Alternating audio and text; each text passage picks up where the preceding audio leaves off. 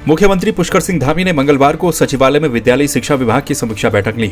इस दौरान सीएम ने प्रदेश में कक्षा 9 से लेकर 12वीं तक के सभी वर्गों के छात्रों को भी अगले वर्ष से निःशुल्क पाठ्य पुस्तकें उपलब्ध करवाने, कक्षा 12 के 100 टॉपर्स को 5 साल तक उच्च शिक्षा की तैयारी के लिए छात्रवृत्ति दिए जाने और मैदानी क्षेत्र की कक्षा 9 की छात्राओं को साइकिल तथा पर्वतीय क्षेत्र की छात्राओं को 2850 रुपए की धनराशि के वितरण का प्रस्ताव भी शीघ्र तैयार करने के निर्देश दिए।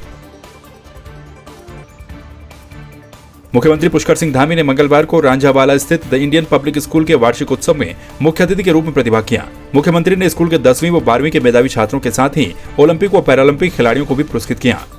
इस मौके पर मुख्यमंत्री ने कहा कि हमारी सरकार युवाओं का भविष्य संवारने के लिए नई शिक्षा नीति के साथ ही खेलों को भी बढ़ावा देने का काम कर रही है। मुख्यमंत्री पुष्कर सिंह धामी ने मंगलवार को सचिवालय से वर्चुअल माध्यम से नगर विमानन मंत्री भारत सरकार ज्योतिरादित्य सिंधिया के साथ उत्तराखंड में हवाई सेवाओं को बढ़ावा देने के लिए महत्वपूर्ण बैठक की। इस मौके पर सिंधिया ने कहा कि 7 अक्टूबर को सीएम धामी के साथ जौलीग्रांट देहरादून में बने नए टर्मिनल का लोकार्पण किया जाएगा। साथ ही देहरादून पंतनगर पिथौरागढ़ पंतनगर देहरादून हवाई सेवा का भी फ्लैग ऑफ किया जाएगा।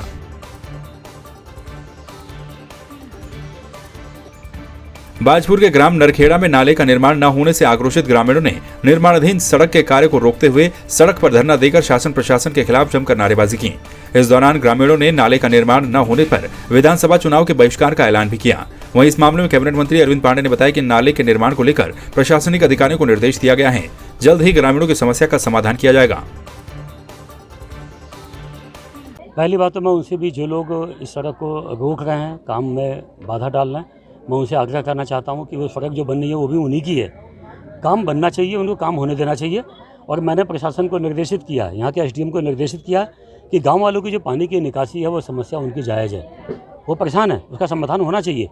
और मैंने प्रशासन से ये भी कहा है कि जितना इसमें बजट लगेगा नाली निर्माण के लिए उतने बजट की व्यवस्था मैं करा दूँगा, बस ज़मीन का समाधान जल्दी होना चाहिए। तो प्रशासन इस काम पर लगा और जैसे उनका एक समाधान निकल के आएगा उस नाली को बनवाया जाएगा। धरना लगाया है क्या हमारे पानी की समस्या है, अगर डेंगू हो गया तो इसका जिम्मेवार कौन होगा? बच्चों को बीमारी पैदा हो रही है, पानी नहीं निकलने दे रहे, हम रोज परेशान हो रहे हैं, कोई हमारी सरकारी अधिकारी कोई नहीं सुन के दे रहा।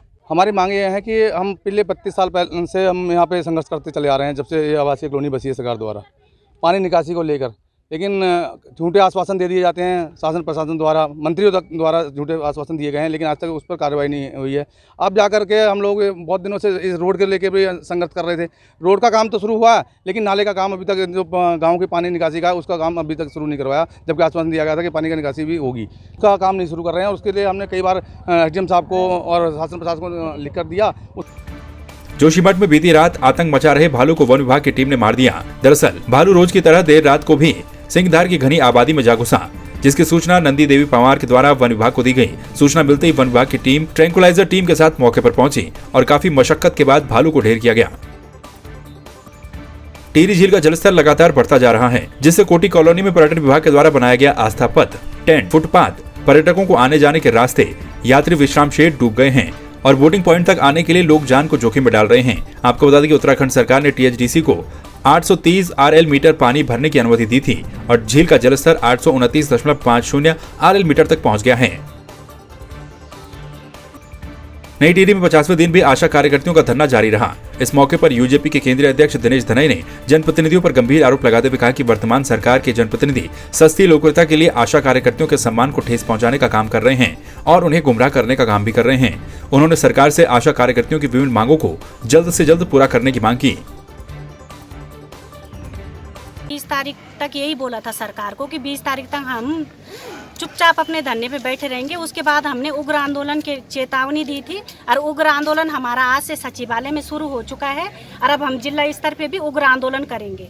इसकी जिम्मेदारी शासन और प्रशासन की होगी। हमने 20 दिन का टाइम लिया था, तो 20 दिन हमने सांकेतिक धरना दिया यहाँ पे, है ना। और मैं अपने जनप्रतिनिधियों से कहना चाहती हूँ, कोई भी जनप्रतिनिधि अगर हम लोग यहाँ से चुन के भेजते हैं, उनकी क्या जिम्मेदारी। मैं मानती हूँ कि एक जनप्रतिनिधि मानदेय नहीं कर सकते हैं, लेकिन सारे जनप्रतिनिधि मिलके एक बैठक तो कर सकते हैं मुख्यमंत्री जी के साथ। जो मैं सरकार में था तब भी इनकी मांगों को समर्थन किया था और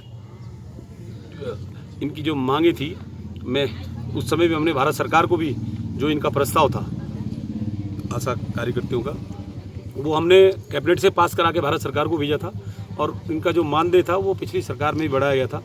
लेकिन इस समय जो जनप्रतिनिधि है वो इनको गुमराह कर रहे हैं, इनका मजाक उड़ा रहे हैं, कहीं कहीं एक पत्र देकर और केवल सस्ती लोकप्रियता हासिल करने के लिए आशा बहनों के साथ उनकी भावनाओं का खिलवाड़ कर रहे हैं, उनकी मांगों के साथ खिलवाड़ कर रहे हैं।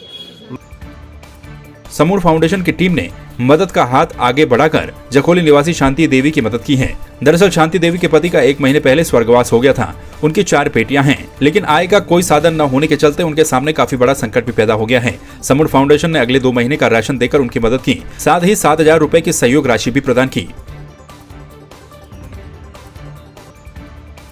समूह फाउंडेशन की ओर से त्यूखर चिरबटिया निवासी 77 वर्षीय गब्बर सिंह सजवान की मदद की गई। गब्बर सिंह अपने एक नाती और पोती का पालन कर रहे हैं। उनके बेटे और बहू की कुछ समय पहले मौत हो गई थी। दोनों बच्चों की जिम्मेदारी गब्बर सिंह के ऊपर है। जिसके बाद समूह फाउंडेशन की ओर से परिवार को राशन और बच्चों के लिए स्कूल की किताबें और ड्रेस मुहैया करवाई गई। बागेश्वर के जिलाधिकारी विनीत कुमार ने जिला स्तरीय सड़क सुरक्षा समिति की बैठक ली। बैठक में लोक निर्माण विभाग, पीएमजीएसवाई व एनएच के अधिकारियों को निर्देश दिए गए कि इस महीने के अंत तक सभी सड़कों को गड्ढा मुक्त करें। सभी अधिकारी अपनी अपनी सड़कों का स्तरीय निरीक्षण करेंगे। इसमें किसी भी प्रकार की लापरवाही सहन नहीं की जाएगी। साथ ही ओवर स्पीड, मोबाइल फोन का इस्तेमाल एवं शराब पीकर वाहन चलाने वालों के खिलाफ कार्रवाई की जाएगी। हम लोग रेगुलरली जो जनपद स्तरीय हमारी सड़क सुरक्षा समिति है उसकी बैठक करते रहते हैं और इसका पर्पस यही है कि हम लोग जो हमारे एक्सीडेंट्स होते हैं उसको हम लोग किस तरीके से कम करें और उसमें जो इंजर्ड और हमारे जो डेथ्स होती हैं उसको भी हम लोग कम करें। तो अभी तक जो हमारे पास डेटा है, इस वित्तीय वर्ष में 5 एक्सीडेंट्स हमारे हुए हैं और 3 डेथ्स हुई है। तो उनके कारणों का भी आज यहाँ पे चर्चा हुई है। मैक्सिमम जो कारण यहाँ पे बताए गए हैं वो ड्यू टू ओवर स्पीडिंग के वजह से और जो ड्राइवर की लापरवाही के वजह से हुए हैं। तो मैंने इसमें इनको यही निर्देश दिए हैं कि एक तो जो हमने एफआईआर ऑलरेडी हमने कर दी है, एक उसका जो है फॉलोअप हो जाए और उसका जल्दी से जल्द हमारा जो कानूनी कार्रवाई होनी है वो संबंधित के खिलाफ हो।